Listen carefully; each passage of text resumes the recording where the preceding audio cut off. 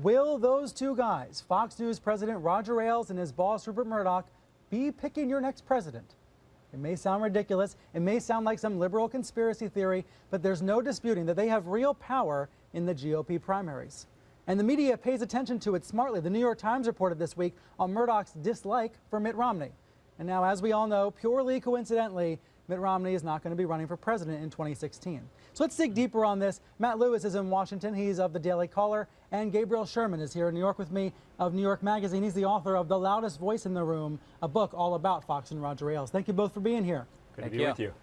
Gabe, let me turn to you first because, we're just scratching the surface there in that intro about the power of Fox and the power of Roger Ailes. How would you describe it when it comes to presidential primaries? Well, without a question, in the Republican primary, Roger Ailes controls the largest block of reliable Republican voters. And these By controls, you mean they watch Fox News? They watch Fox News. They turn out in large numbers come primary day, and the candidates are already kissing the ring. I can report that, according to my sources, Rick Perry came to New York before going to Iowa for the Freedom Summit to meet with Roger Ailes, to have a meet and greet and kiss the ring. So these candidates are already courting Ailes and trying to get on his good side to get reliable coverage going into the primary season. So what I might say to you is these candidates also go and visit other network executives, visit other media executives. What's different about Fox? Because Fox, as I said, controls this audience. So if you want to be a Republican frontrunner, you got to get the prime spots on Fox. You got to get the prime bookings, and Ailes is that ring that you need to kiss.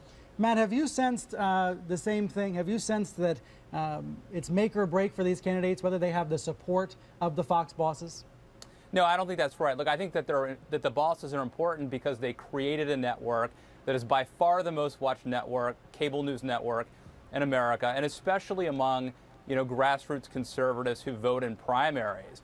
But in terms of them having some sort of a conspiracy to help boost one candidate or another, I mean, look, if they had their way, the Republican Party would be a pro-immigration reform party right now. And so I think the notion that they can sort of from on high wrap their arm around somebody like Chris Christie, I don't buy that. I think that, look, if you were to poll Bret Baier and Brit Hume and Chris Wallace and Sean Hannity, you would probably get them picking different candidates that they favor.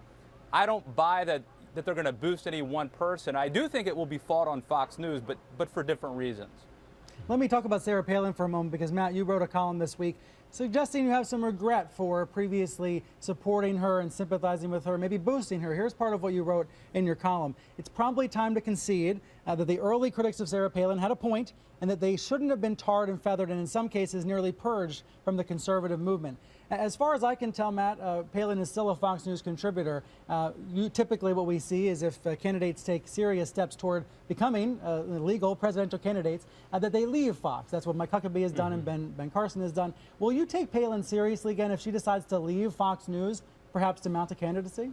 Well, that would be a good start, but I think it more likely she is sort of teasing us.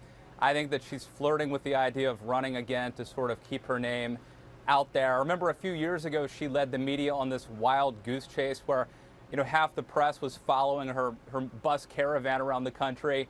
Of course, she did not end up running. But I think one big thing has happened in recent years, and that's this rise of a new crop of conservative stars. I mean, when Sarah Palin burst onto the scene in 2008 as this fresh face with all this charisma and talent, nobody knew who Ted Cruz was. Nobody knew Marco Rubio or Rand Paul or Nikki Haley. I mean, this entire generation of conservatives have risen since Palin. She helped some of them, by the way. And I think most conservatives I know are saying, Sarah Palin, it's time to move on. Let's focus on, Scott Walker or somebody else.